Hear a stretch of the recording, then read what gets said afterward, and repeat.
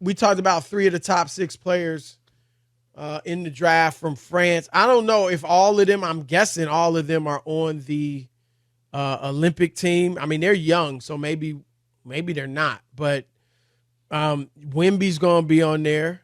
You got some other Rudy Gobert. Good Rudy Gobert.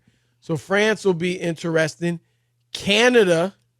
I mean, Rob G, do you have the Canadian team? Jamal Murray, Shai Gilgeous-Alexander. It's in R.J. Barrett. Andrew Wiggins. Yeah, R.J. Barrett. Andrew Nembhard. Lou Dort.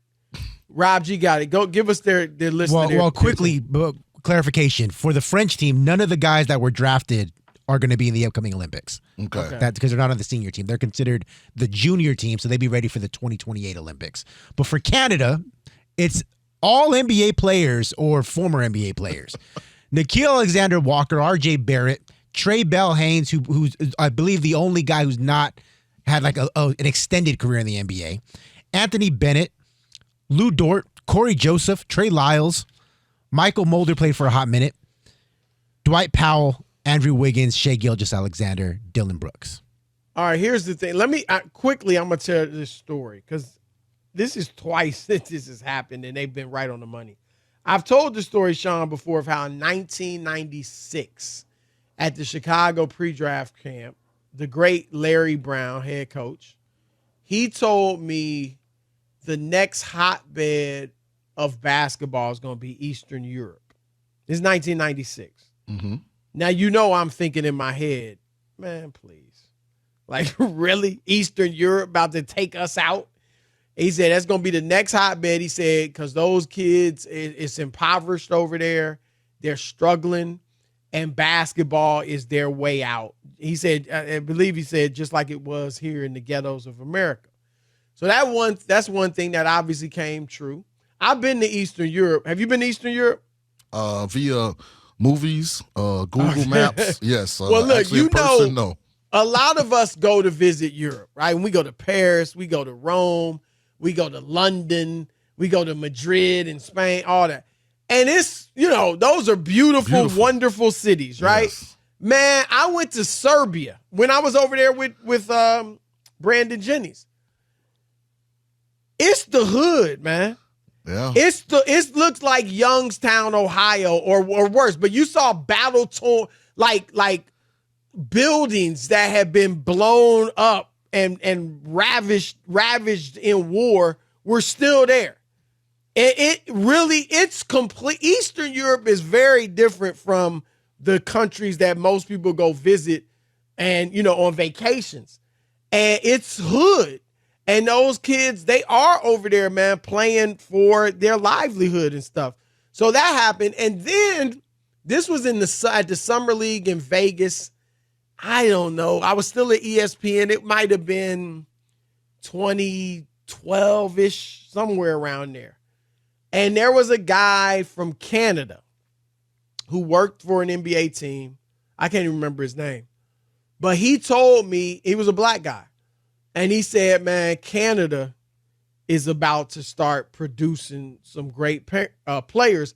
Because he said they've always gotten a lot of African immigrants, whether from Africa or the Caribbean.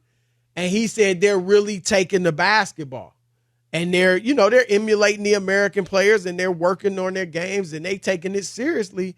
And lo and behold, that's what we're seeing. Canada is back. I mean, and a lot of people don't even know a lot of the guys from Canada because obviously Canada, America, they may seem more like American, right? Jamal Murray, SGA. But these dudes are Canadian. Andrew Wiggins.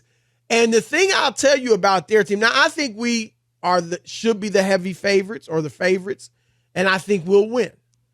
But when you look at our team is a bunch of superstars who are used to doing the glamorous things, scoring, things like that.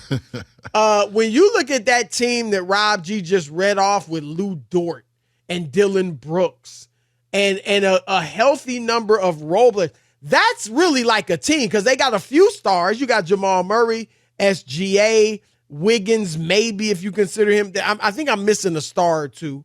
And then you've got a bunch of role players. Like, they're built like a real team.